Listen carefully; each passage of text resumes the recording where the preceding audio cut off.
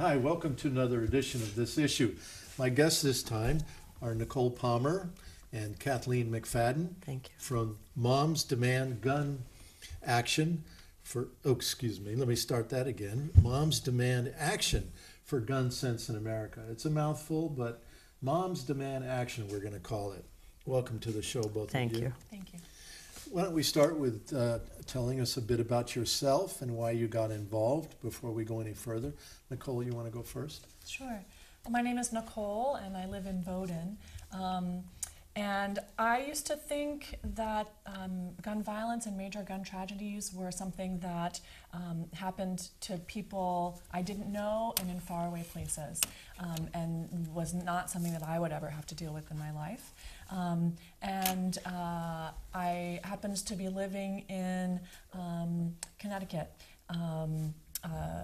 I guess it was 7 years ago now, and I was about half an hour away from Newtown, Connecticut, where the shootings happened at Sandy Hook.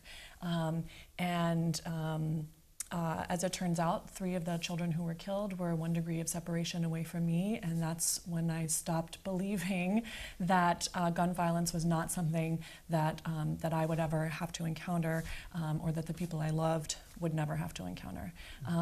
And so that's actually when Moms Demand Action got started up, and I joined them because I knew that I had to be a part of finding a solution to this problem. Thank you. Kathleen. Thank you. My situation, my brother was... Tell us where you live first. Thank you. My name is Kathy McFadden. I live in Gouldsboro, Maine.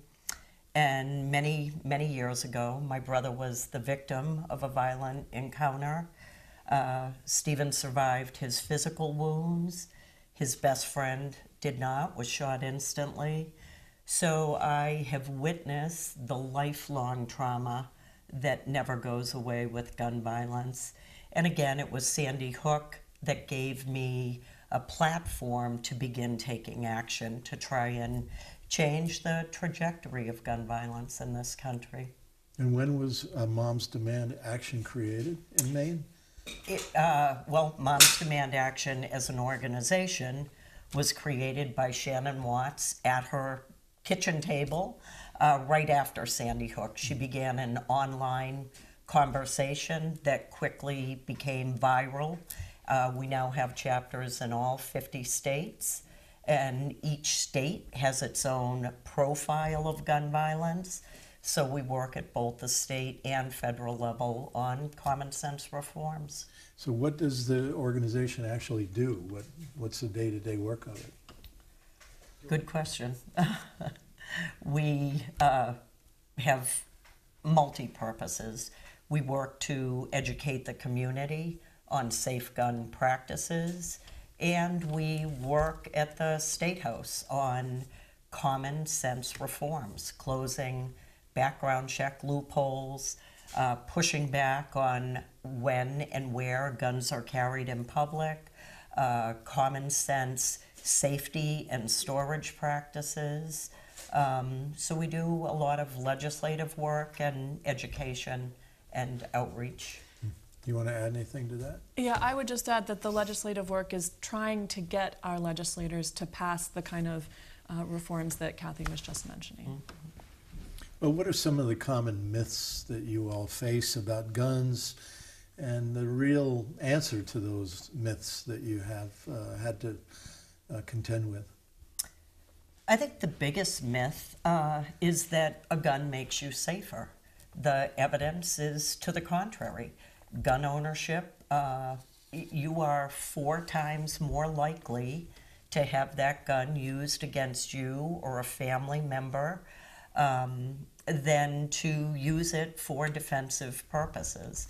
I think that's probably the biggest myth, and one of the missions of Moms is to educate families on the risk of gun ownership. Certainly anyone is entitled to own a gun, but you need to recognize the risk of domestic violence turning to domestic murder, the impulsivity of teenagers around guns and gun suicide. Accidental discharge is a problem we faced in Maine. So I think the most common myth is that guns keep you safer. The evidence is clearly to the contrary. What would you say, in Maine anyway, are the most common examples of where guns get used? Is it because of domestic disputes or something like that, or? Well, in Maine, we're seeing a huge number of suicide deaths. Maine's gun death rate is very similar to the national gun death rate, but nationally, I think it's, I forget if it's 1/3 or 2/3. I think it's 2/3 of gun deaths are suicide. But here in Maine, almost 90% of gun deaths are suicide. So that's obviously a huge number, and a number of veterans in particular make up that number. And in addition, we do see a fair number of domestic violence deaths. Unfortunately, there have been a number of murder-suicides here in Maine, including one just a couple of weeks ago in Waterville with a woman, was a mother of 2 8-year-old girls, and she was shot and killed by her boyfriend, the father of the girls, in their home in Waterville. Yeah, the profile of gun violence in Maine is clearly around the issue of suicide and domestic violence. We, don't happen to have some of the inner city gun violence problems that other cities have, but there is a myth in Maine among our legislators that Maine doesn't have a gun violence problem. And I would argue that suicide is a very violent form of gun death. So. And you said a high degree or a high percentage, is that accurate, are veterans?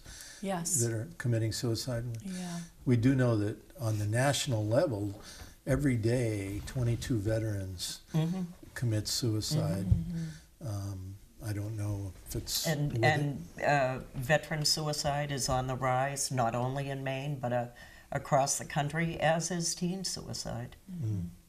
And the presence of guns at a time when somebody is considering suicide makes it much more likely that that person will in fact take their life, because suicide is so much more what's the word? Lethal when you have a gun, and is far less, the attempt is far less likely to be successful if somebody uses a different mode of. Yeah.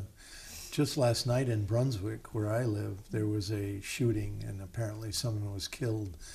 When that happens, do you see a surge of people coming to your organization that want to get involved? We do.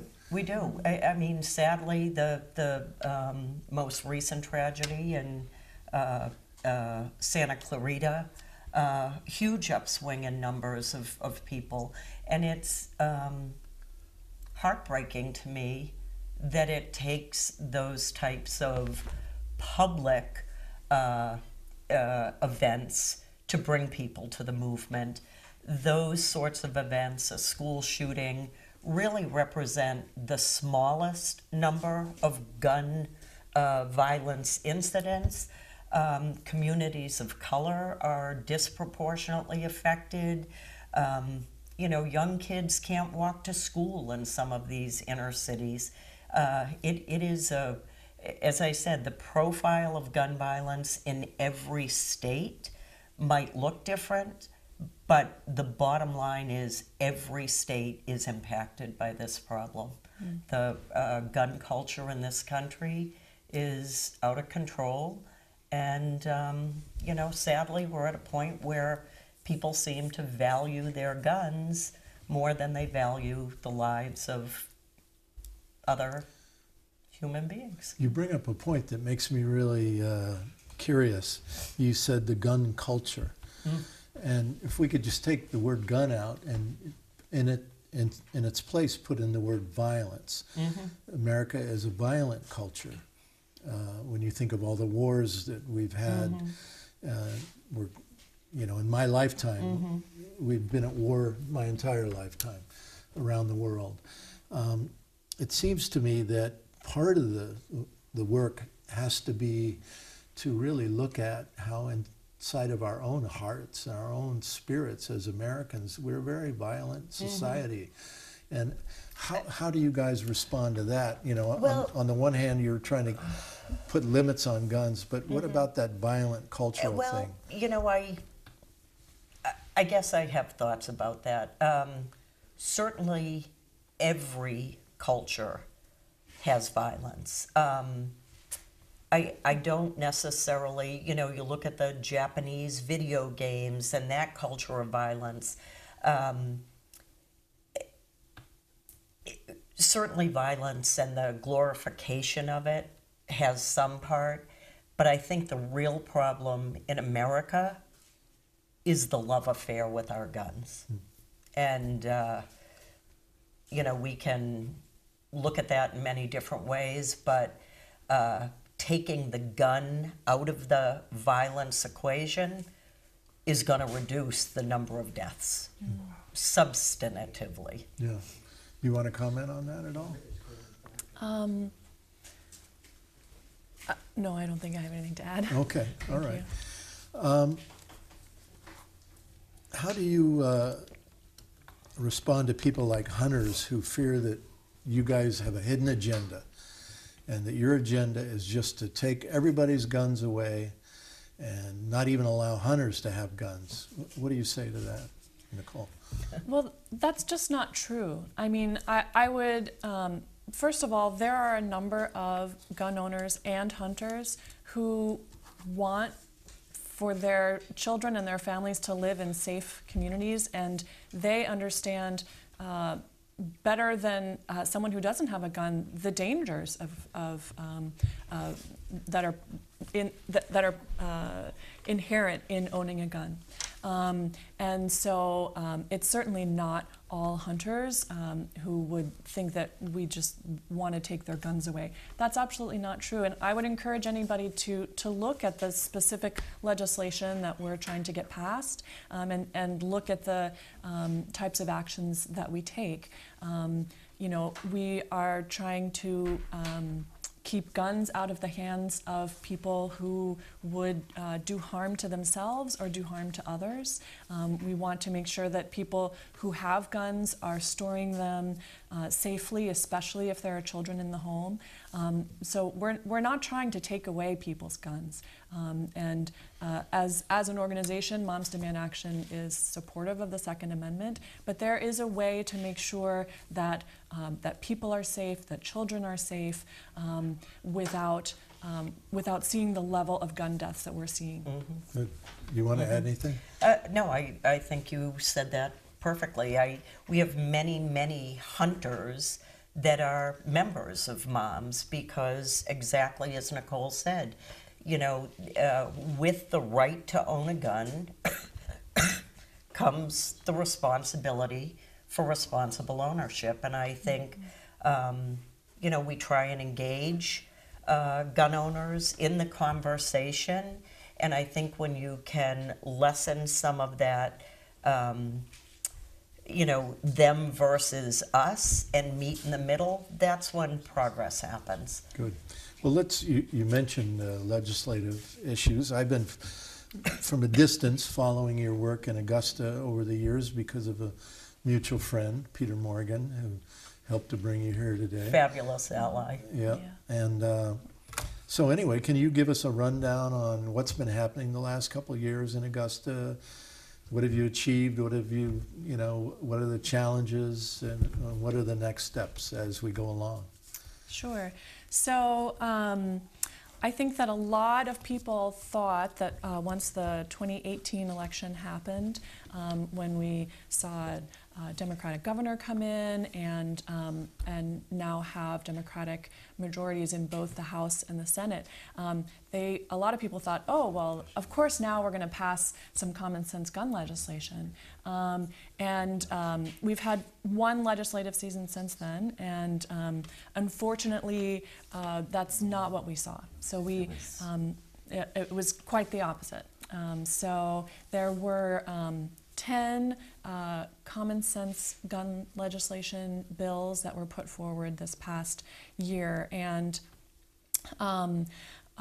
unfortunately, despite the fact that we have multiple polls that show that there is huge support in Maine for laws such as a red flag bill or an expanded background checks bill. I'm talking in like higher than 80%, including majorities of people in rural areas, majorities of Republicans and Democrats and independents, despite that huge support within Maine and its citizens. Our legislators frankly don't believe those numbers because they are hearing from folks on the other side of the issue who are largely organized by groups such as the Sportsmen's Alliance of Maine, Gun Owners of Maine, and the NRA. That side of the issue is very well organized, and they reach out to their legislators with in huge numbers. And so while we may have the majority of actual Mainers and voters on our side of the issue, that's not who the legislators are hearing from. And so they do not yet have the courage or feel that they have the support to actually get any of these gun safety bills passed. Kathleen, you want to add anything? No, I think Nicole said it. You know, a lot of these, when we talk about the gun culture, the don't tread on me people, they have an organizing history of 20 years.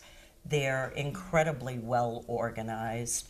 We're a new organization, especially in Maine. We have a lot of work to do. And I think the other challenge for us is many of us here have many interests. We care about immigration, we care about the environment, we care about violence reduction in general. This is a group, the gun lobby, who are single issue voters, and they mobilize so effectively. We clearly have our work cut out. And one of the best things we can do is encourage the average person to pick up their phone and just call their legislator, make their voice heard.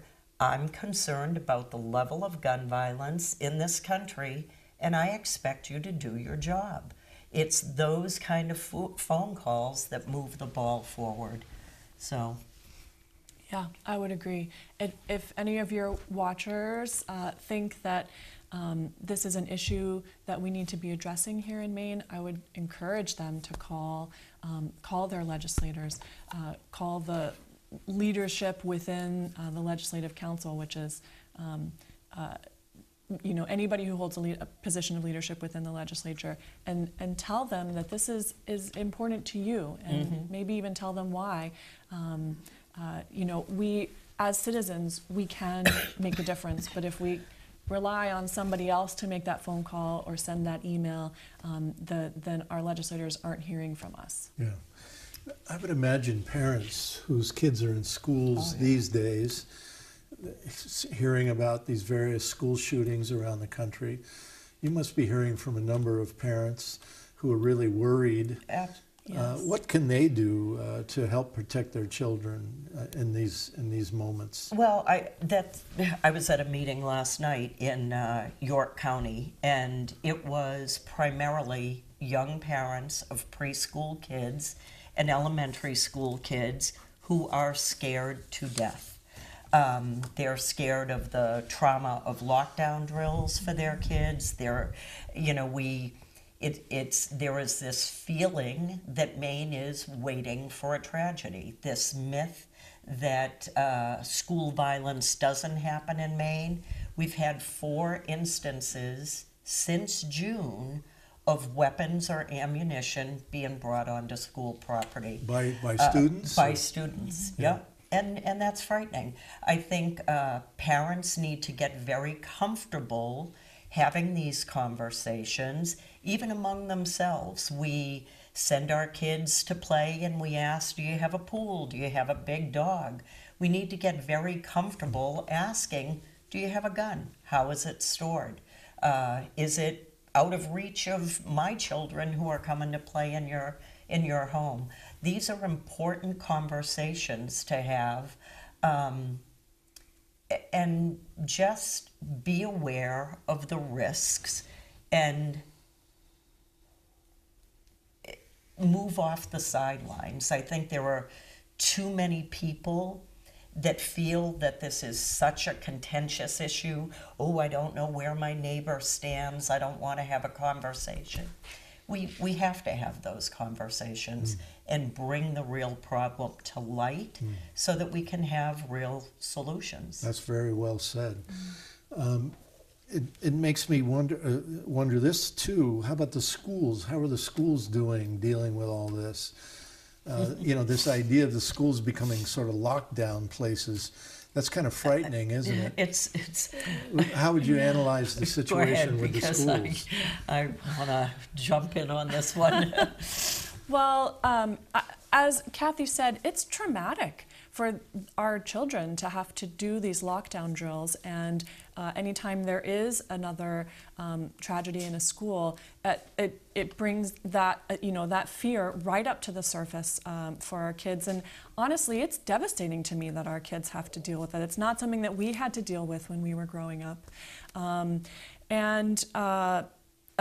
If you talk to teachers, we see teachers and students being heralded as heroes after these major tragedies, and their actions are indeed heroic, but this is not something that we should be asking of our teachers, and it's not something that we should be asking of our children. We, as the adults, should be creating a world where they are safer and where they feel safer than having to deal with this every day and to deal with the fear of it every day. I can tell you're ready to jump in here. Go ahead. I 100% concur. I think my biggest frustration around this issue is, there are so many active shooter drills and these false sense of security, the militarization of our schools, active shooter drills. We don't want to look at the real problem. We want to talk about everything except for the gun in the gun violence equation. And, schools want to do everything except address the gun problem.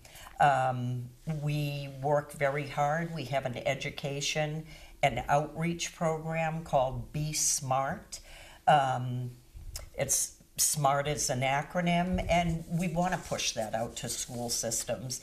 Also, get school systems into the mindset of adopting threat assessment practices and intervention practices for kids that might be at risk. So there's a lot more we can do around the issue of school safety. Is the idea of arming teachers, does that come up in Maine? Is that out there at all? Oh, I'm sure there's. I'm sure there's. Yeah. What do you think of it? I think it's terrible. Teachers should not be a first line of defense, ever.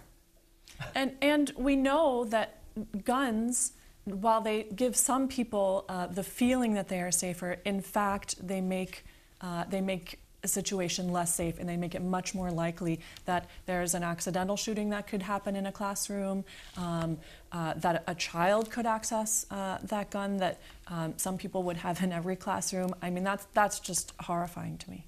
Yeah. Yeah. It's like the Wild West with bullets flying in an English class. I mean, it's kind of crazy. Well, and this notion too, you talk about myth, the only thing to stop a bad guy with a gun is a good guy with a gun. That's the biggest myth, and police and law enforcement will say that. In situations like that, they don't know who the good guy or the bad guy is. So, a lot of challenges. Let me give you a website. Your website is www.momsdemandaction.org. momsdemandaction.org. momsdemandaction.org. We have about 2 minutes left. I think just enough time for each of you to take about a minute, make a closing statement, appeal to the people watching the show to give your group, Moms Demand Action, a hand. Nicole, you want to go first? Sure. Well, I think something that we all share in common is wanting to make sure that our communities are safe. And if this is something that you care about, I would say we need your help. We need you. Please, go to the website that Bruce mentioned, sign up and join us at our meetings. And if meetings aren't for you, call your legislator, email your legislator, ask them what their votes have been on these issues. And if they aren't what you would like, ask them why, and have a conversation, start that conversation, and make sure that your legislators know that you expect them to make votes on behalf of the public safety. Mm-hmm. All right, Kathleen. And I guess I would like to say thank you for publishing the website, Moms Demand Action. And although we are called Moms Demand Action, I like to say we are mothers, brothers, and others tackling this issue. If you have a mother, know a mother, love a mother, join us. We are a grassroots organization, chapters in all 50 states, and it is time for the average person to maybe move off the sideline and take a stand on this issue. So thank you for having us. Thank you for the conversation. Yes. And appreciate the work that you do. Well, you guys did a good job. You represented your organization very well. It's an honor to have you, Nicole. Thank you so much. Thank you. Kathleen, Thank you so much. And thank you for watching another edition of This Issue. Until next time, good luck to you all, and please get organized.